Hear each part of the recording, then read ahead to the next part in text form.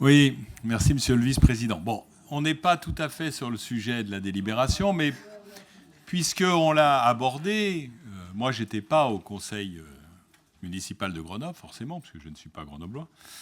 Mais comme beaucoup, j'ai entendu un petit peu ce qui s'y est dit, et notamment le fait que la ville de Grenoble s'estimait profondément lésée et parlait même de, j'ai cru comprendre, de dissolution de la métropole.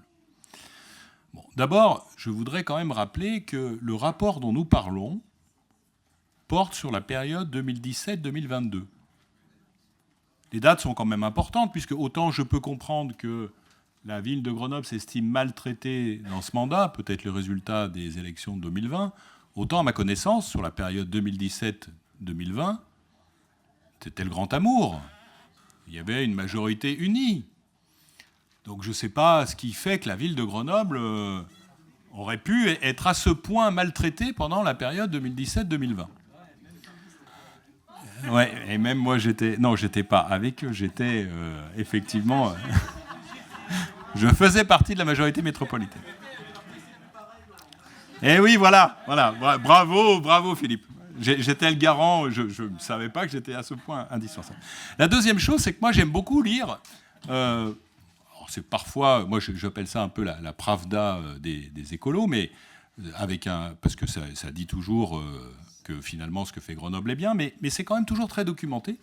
Et il y a la lettre de l'ADES, qui est une lettre qui à chaque fois donne des articles, et là ils viennent d'en faire un. Donc on peut le regarder, ils viennent d'en faire un justement sur le sujet. Et alors ce qui est intéressant, c'est que comme je le disais, c'est toujours très documenté, et alors ils ne s'arrêtent pas simplement à un chiffre. Ils prennent, je vous le dis, dans le tableau suivant, il est indiqué dans la deuxième colonne le montant des investissements annuels retenus par la CLECT en 2015, réactualisé de l'inflation, enfin, je vous en passe, c'est des meilleurs. Dans la troisième colonne, la moyenne des investissements locaux réalisés par la métro, y compris financés par les fonds de concours des communes, etc. Dans la quatrième colonne, les fonds de concours moyens apportés sur 6 ans chaque commune par nombre d'habitants et par an. Dans la cinquième colonne, le montant réel moyen payé par le budget de la métro sur les années DC1. Et dans la sixième colonne, c'est là où, si on veut aller au plus simple et s'éliminer les 4 premières, c'est la différence entre les montants entre la cinquième et la deuxième. En gros, c'est le solde. Est-ce que les communes ont été plutôt bien servies ou mal servies ? Eh bien, j'invite nos collègues grenoblois à le lire, parce que Grenoble, finalement, elle n'est pas du tout dans les plus mal servies. D'après le tableau de l'ADES, elle est 20e. Alors, parmi les plus mal servis... chers collègues, vous n'étiez pas maire, mais il y a Bresson. Bresson est très très mal servi. Le Fontanil-Cornillon, très très mal servi. Pierre est parti, JR, très très mal servi. Et Pierre, on se demande franchement ce que tu as fait. Hein. Cessin, cher Fabrice, t'étais très très mal servi. Murianette, Cédric, mal servi. Hein. Fontaine, bon ça, Jean-Paul, mal servi. Fontaine, hein, voilà. Saint-Pierre-de-Mézage, comme quoi on peut être une petite commune et très mal servie, hein, voilà. Champs-sur-Drac, etc. J'en passe et des meilleurs. Donc, moi, je veux bien que vous vous victimisiez en étant 20e, mais alors nous, tous ceux qui sont avant la 20e place, qu'est-ce qu'on va dire ? Bon, alors je sais bien que c'est le groupe UMA qui avait demandé ce rapport. Moi, j'ai toujours trouvé, même si Christophe en a pris la présidence, il l'a bien travaillé, je crois, avec les services ont fait un bon travail. Si on le prend comme un élément de discussion, je pense que c'est un bon rapport, et nous l'avions dit au moment de la remise, il faut l'actualiser pour que, justement, la confiance entre nous s'installe et qu'on n'ait pas le sentiment d'être floué. Mais il ne faut pas chercher à faire dire à ce rapport ce qu'il ne dit pas.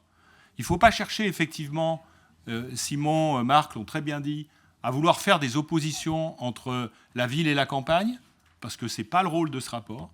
Il ne faut pas, surtout, s'en servir pour faire un procès politique aux uns ou aux autres. Moi, je trouve que c'est un peu dommage. Ça n'avait pas trop été fait ici.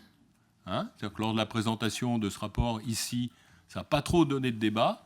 Moi, j'ai trouvé assez lamentable que ça se fasse dans un conseil municipal, et surtout que les propos qui ont été tenus, visiblement, étaient des propos qui étaient quand même très excessifs. Voilà. Je sais, Eric, on a siégé ensemble, donc je sais que tu es quand même très attaché à la construction métropolitaine, comme ton groupe. Et je ne pense pas que si, je le dis, je pense qu'il est très attaché à la construction métropolitaine, avec peut-être une vision différente de la nôtre, enfin pas de la mienne, puisque moi je suis aussi pour le suffrage universel direct, pour qu'il y ait des majorités politiques, mais bon, c'est pas la loi, donc tant que c'est pas la loi, je l'ai dit auparavant, il ne faut pas faire dire à une majorité ce qu'elle n'est pas, mais je serais assez favorable, moi, à titre personnel, à ce qu'on ait que les citoyens tranchent, parce que de plus en plus, les citoyens, qu'est-ce qui se passe? Ils disent... je peux terminer, Dominique? Les citoyens, après, ils disent, mais qui est responsable? Donc au moins, quand les gens éliront une majorité à la tête de la métropole, ils sauront qui est responsable. Si c'est bien, ils reconduiront. Si c'est pas bien, ils reconduiront pas. Mais quand on est attaché à la cause métropolitaine, Éric, je ne pense pas qu'on fait ce qui a été fait là, c'est-à-dire instrumentaliser un report, lui faire dire des choses qu'il ne dit pas, et je trouve que c'est dommageable à la construction métropolitaine.